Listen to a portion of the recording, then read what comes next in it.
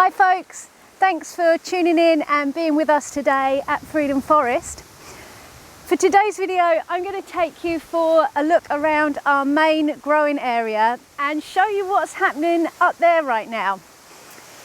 If you do like this video, don't forget to click the thumbs up button and make sure that you're subscribed to our channel as always, as these things really help us. Let's go and take a look at what's going on up here.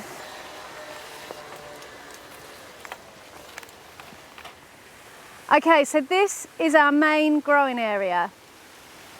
And to be perfectly honest, the gardening has got the better of us over the last few weeks.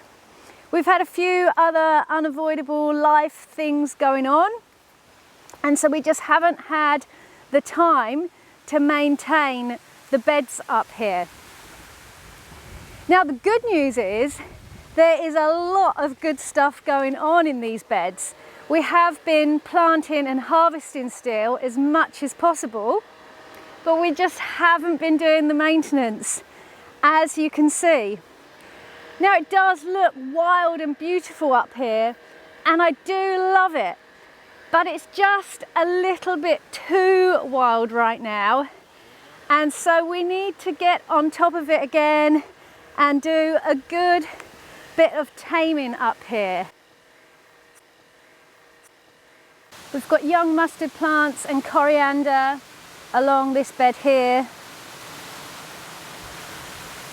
and our old courgette plants that made it through, they're ready to come out.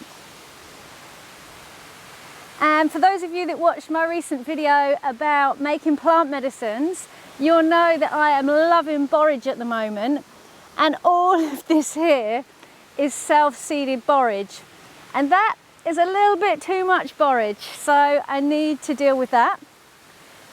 Then we've got some young lettuces here, lots of self-seeded mallow, so some of that will stay but some of that will go, and then more lettuce along here mixed with our most ferocious weed here at Freedom Forest, and that is sheep sorrel. And then I've got lots of self-seeded rocket, and that's the perennial rocket along the front here as well. And I've just harvested all of the windfall apples as I've come up through the food forest too. And this is exactly why the gardening keeps getting the better of us, because not only is life just a busy place, but we're always getting distracted by something else here, particularly at harvest time, because it's just so much fun. And I only just took all the covers off of these beds the other day, and I can see that the pigeons have got straight in to some of my bok choy there. And then this bed here has got turnips in and weeds and lots of self-seeded nasturtiums, which we do love, but again need keeping under control. And we've got kohlrabi here, which I transplanted a couple of months ago. Following along was my second sown of beets, and also some salad rocket, and then more turnips, some self-seeded parsley, more turnips, and then mixed in here is a lot of self-seeded coriander and more of our favourite sheep sorrel coming in. And as you can see, the whole path is literally taken over by growth. So we need to get on top of this. Behind me here in the next row up, this is a whole row of parsnips. And then up here, this was actually my first sowing of beetroot. I think I got a bit overexcited about beetroot this year because we have so much of it. I've barely even started this row here, but it's still great. It's still really good. So it sits in the ground really happily. And then this bed here was where I had onions. And as you can see, well, it doesn't even look like a bed, but I need to get this sorted because I might well be putting some of my garlic in here, and there's just all sorts, loads of weeds, more borage that will be seeding everywhere. The nasturtium there, it looks beautiful, but it has covered the whole of the path as well. We've got some self-seeded Mizuna down here, some more weeds. It's all going on up here. And then this top bed here has got lots of salads that are running to seed, and some kale, some curly kale and some chard.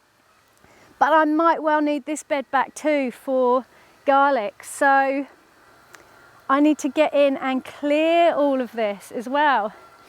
And then over here you can see the sheep sorrel has completely taken over the paths and is all intertwined with our strawberry bed and with our leeks. Our bean bed is over here. Getting some late beans, it was all meant to be for drying, so whether they will dry in time or not, who knows. And then the other bed that I need to deal with is this one here. And this bed was meant to be our last sowing of carrots to give us our carrot crop through the winter. And as many of you would know, we had an extremely dry summer. We were actually declared to be in a drought, in fact. And I just could not get the carrot seed to germinate. We didn't have the ability to water very much, and I kept sowing and sowing, and it did nothing. And then I took the covers off the other day.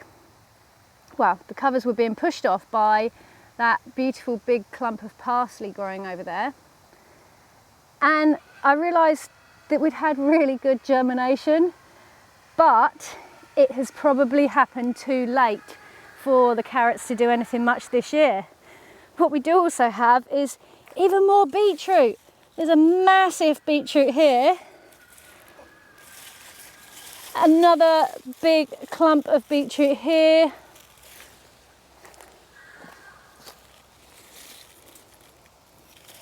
Another big clump here, and they are ginormous.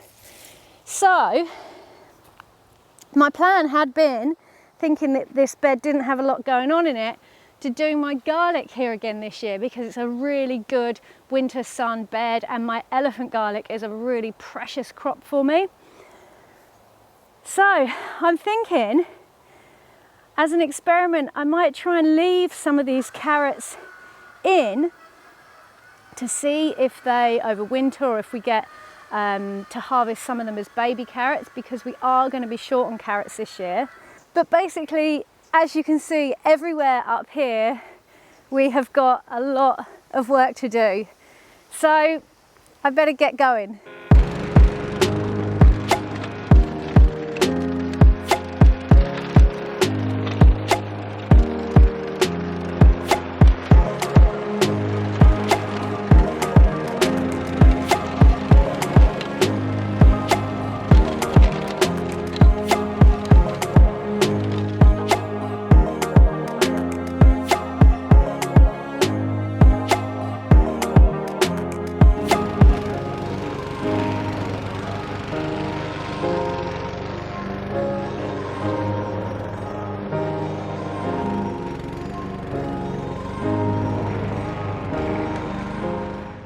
The weed and grass clippings make a great addition to the compost heap and will help to heat it up at this time of year as well.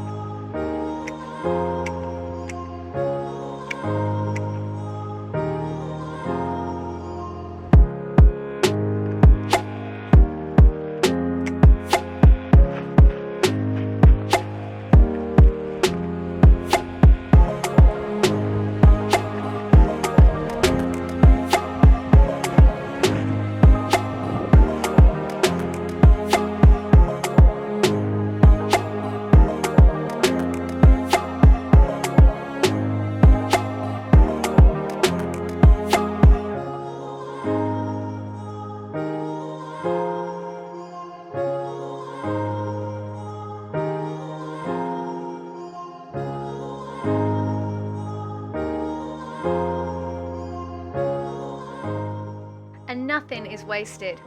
All of the weeds, including bindweed, all get added to the compost pile, closing the loop and making great soil food for the future.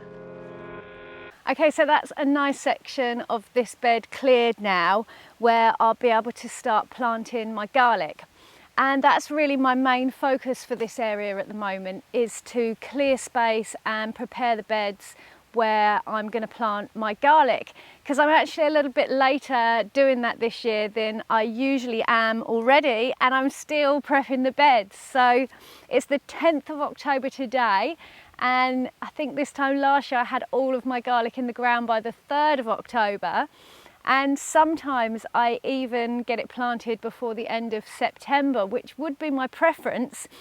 But really it should be fine as long as it is in the ground by the end of October. So I've got a bit more work to do here, because I have got about 300 cloves of garlic that I'm hoping to plant this year. So I'm going to need more space than this. But next I'm going to clear a bit more space between these rows of carrots and beetroots, and hopefully generate some space where I can get some more rows of garlic in there as well.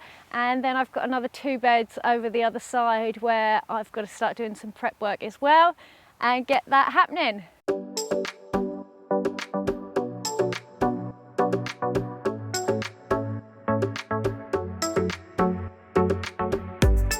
So hopefully you can see that I've generated a few more gaps and paths in amongst these carrots and beetroots, where I've got some good spaces now to sow some of my elephant garlic. And I'm really pleased, because when I took the covers off this bed a week or so ago, I almost just sacrificed everything in this bed, and other than a few of the ginormous beetroots that were already fully grown, to basically clear it all for my garlic, because I didn't think that the carrots would form up and grow in time. But in just about 10 days, it's amazing how much growth everything has put on here. And now I'm pulling out carrots that look like this. And that's one of the smaller beets that just came up by accident when I was doing some weeding. But yeah, there's some absolute monster beetroots down here, some of the biggest that I've ever grown. And I've got lots of beautiful parsley coming out as well. So it's actually a space which I had given up on at the end of the summer when we were in a drought. And now it's actually turned into a really productive space. So yeah, hopefully I'll get the garlic, or some of the garlic, in here in the next few days. And then we will start using some of these carrots, obviously, as they size up and as we need them. And I'll just pull them out as they're ready.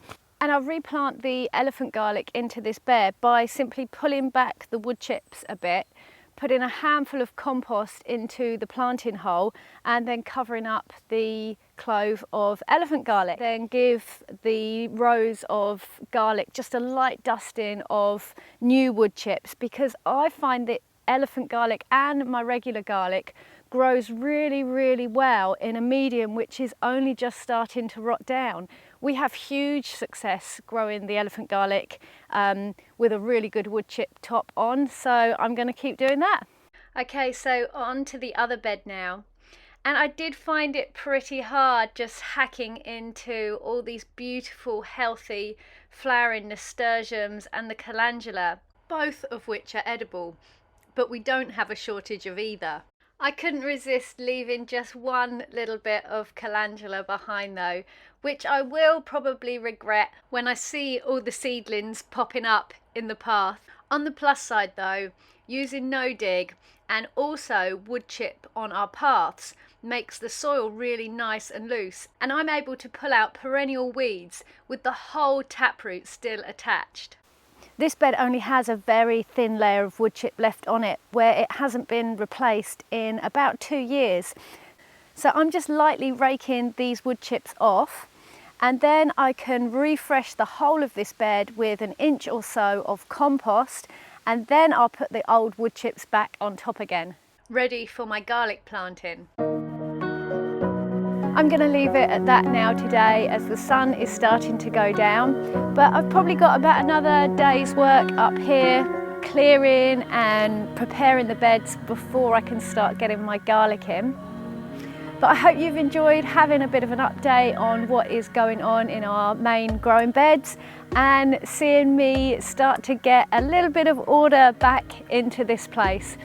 If you have enjoyed our video today, please do click the thumbs up button to like this video and leave us a comment down below, as this really does help to get our videos seen by more people and boost our content with the dreaded YouTube algorithms.